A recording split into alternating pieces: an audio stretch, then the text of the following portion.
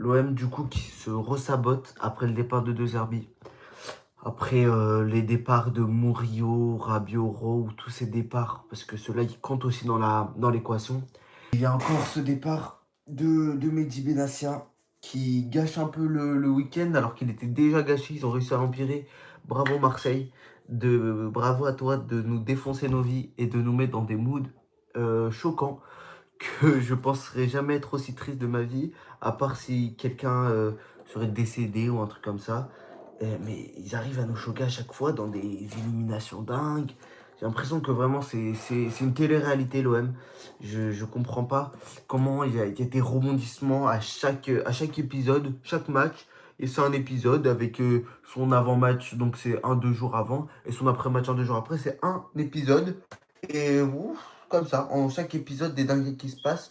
Le seul moment où on a eu, on va dire, des trucs tranquilles, bah, c'était en septembre. Mais bon, pendant 2 ou 3 épisodes, quoi. Il y a eu 5 matchs d'affilée qu'on a gagné, c'était l'euphorie.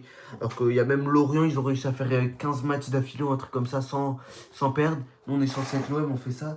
Parce que oui, c'est à cause des résultats qui se barrent. Hein. Si vous vous demandez, bah oui, parce que s'il n'y aurait pas des mauvais résultats, De Zerbi serait pas parti. Et si De Zerbi serait pas parti, il y aurait pas ces banderoles, on aurait encore que c'est vous. En fait, c'est une réaction en chaîne de chaque chose. On commence par peut-être des fois la tactique de De Zerbi, l'envie des joueurs, les résultats, et après les éliminations, les désillusions, la catastrophe, parce que oui, c'est une catastrophe ce qu'on a fait contre le PSG, le licenciement, ou je sais pas comment on peut l'appeler, De Zerbi, et après bah, c'est juste le relâchement où tout va s'éparpiller, toute la pyramide va tomber, tout ce que l'OM essaie de construire, bah voilà. Bah voilà, donc les banderoles hier ont eu raison, ça peut être sûr, ils ont eu raison. Oui, tous vos projets partis en fumée. Bah oui, je pensais pas que j'allais dire ça, parce que je les trouvais assez sévères quand même, ces banderoles. Mais non, mais ils ont eu raison. Et ils me déçoivent à chaque fois. Et faut plus avoir d'attente. On a trop d'attentes en fait avec l'OM. Et faut plus l'avoir cette attente. On n'est plus un grand club, ça faut le savoir. On a toujours cet ADN de supporters fous et de supporters de grands clubs. Alors oui, on mériterait d'avoir un club qui se qualifie facilement en Ligue des Champions. Oui, on mériterait ça, mais c'est pas le cas. Donc quoi, on va se faire des rêves parce qu'ils mettent les attentes ici alors que le club il est ici. Donc faut pas non plus mettre les attentes trop basses, mais faut avoir un minimum de... On est l'OM, on n'est pas un grand club. Ça fait 14 ans qu'on n'a plus gagné de trophée. Comment on peut se permettre de s'obliger de faire des podiums de Ligue 1 chaque année? Même si ça c'est censé être le minimum, mais c'est ce qu'on dit. Alors que quel club de Ligue 1 a fait vraiment chaque année un podium? C'est rare. C'est rare et nous on se met dans ce panier-là des clubs dingues de France, alors que ça fait 15 ans qu'on n'a pas gagné ni de Coupe de France, ni de Trophée des Champions, alors que là on l'avait sur un match, dans une minute. Et à cause de cette barre trop haute qu'on se met, bah, ça nous détruit de l'intérieur. À cause des supporters, à cause peut-être des joueurs, il y a trop de raisons. Et je sais pas comment on va pouvoir se rattraper de ça. Parce que, waouh, le coup de massue qu'on se prend derrière la nuque. Waouh, le coup de massue qu'on se prend derrière la nuque, ça c'est grave. Je vais vous lire son message qui est assez long. Écoutez bien. Supporter marseillais.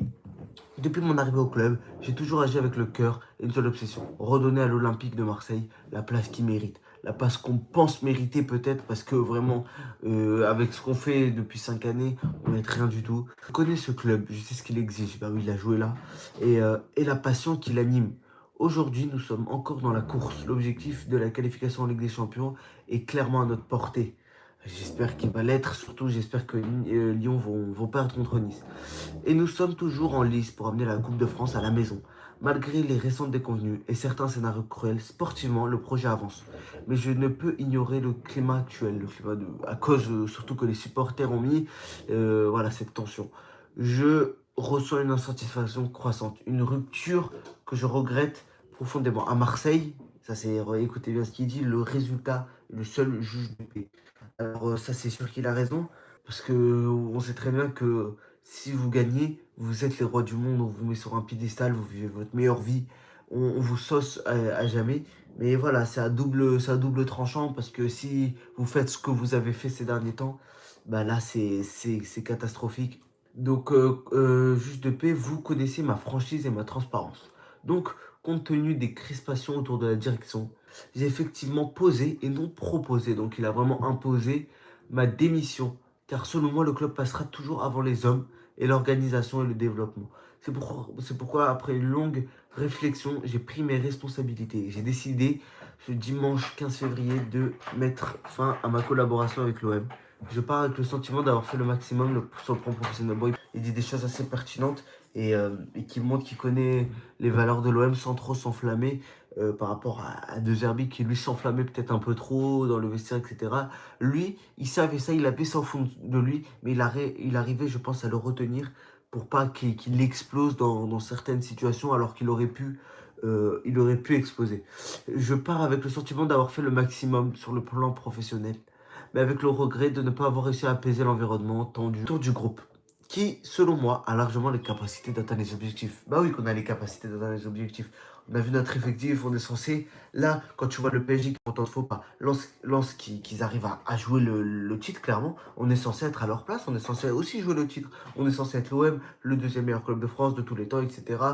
Pendant de longues années, le meilleur club de France jusqu'à mai dernier. Et ben c'est ça, voilà, c'est ça. Un club qui n'arrive pas à atteindre ses objectifs, un club qui est maudit, qui est coincé. Je sais pas comment on peut expliquer ça, mais ça, c'est choquant. Je souhaite aux joueurs, au staff, une réussite totale pour cette fin de saison. Moi aussi, je le souhaite vraiment, mais waouh. Et Marseille restera à part. Allez, l'OM, bien évidemment, je prendrai du temps d'expliquer mon choix le moment venu. Donc, il va sûrement faire une interview, peut-être dans quelques semaines, peut-être dans quelques jours, peut-être dans quelques mois, on ne sait pas quand ça va venir. Mais maintenant, quoi qu'il arrive, là, il y a trop de galères. Faut être 100% avec le coach. 100% avec le coach qui va venir, la direction qui va venir sûrement remplacer Benassia, remplacer Longoria, parce que oui, hein, si vous savez pas, Longoria va sûrement se barrer, c'est obligé. Ça m'étonnerait que que Longoria reste, alors que De Zerbi et Benassia sont partis. En tout cas, je vais m'arrêter là. N'oubliez pas de liker, de vous abonner. C'était Ilan.